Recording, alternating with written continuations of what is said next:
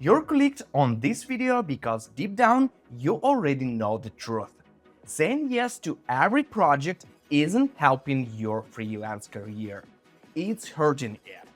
And if you're tired, burnt out, or stuck earning less than you deserve, you're in the right place.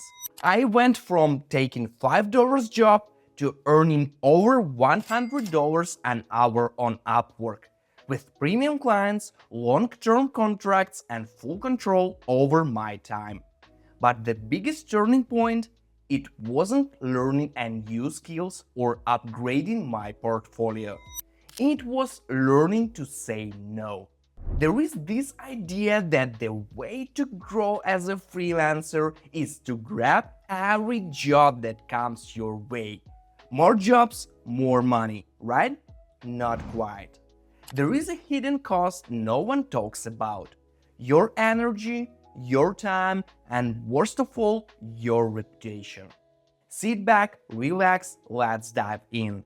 My mission is simple: to help 1,000 freelancers hit $1K without burning out, begging for work, or hating their clients. Let me ask you something.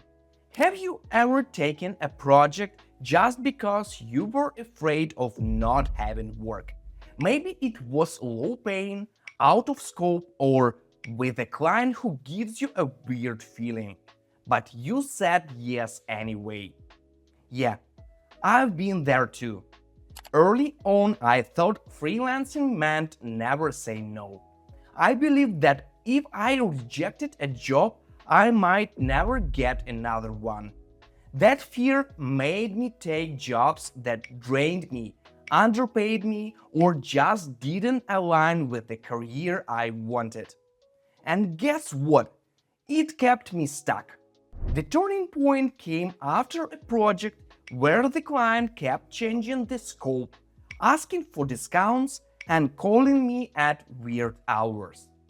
I was miserable. That's when I decided no more.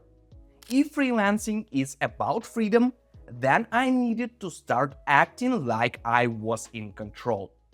So here's the truth. Not every project is worth your time. And when you say yes to the wrong things, you're actually saying no to better ones. Let me break down what happens when you stop saying yes to everything. First, your quality goes up. When you're not overloaded, you can focus. You do better work, which gets better reviews, which leads to better clients. That's how I turned small $20 gig into long-term contracts worth tens of thousands. Second, your value goes up. Good clients don't want desperate freelancers. They want experts. And experts don't beg for work. When you're selective, it signals confidence. Clients notice, trust me. Third, you create space for what matters. Saying no isn't rejection, it's strategy. It's making room for the jobs that excite you, challenge you, and pay you what you're worth. Now I know what you're thinking. That sounds nice, but I need money now. I can't afford to say no. Fair point. Here's what you do. Start by defining your boundaries. Write down what kind of project you actually want.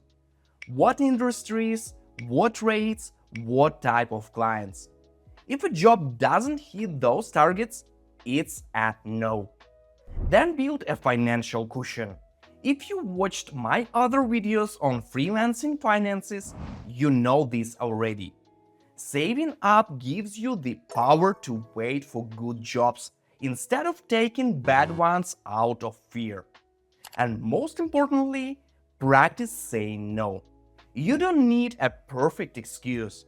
You can literally say, "Thanks for the offer, but it's not a fit for me right now." That one sentence can save you hours, stress, and regret. When I started doing this, everything changed. I stopped chasing and started choosing. Clients respected me more. I got better projects. I started enjoying my work again. And you can too. Look, freelancing isn't about being available 24/7 to anyone with a budget. It's about building a career on your terms. But that only works if you protect your time, your energy, and your value.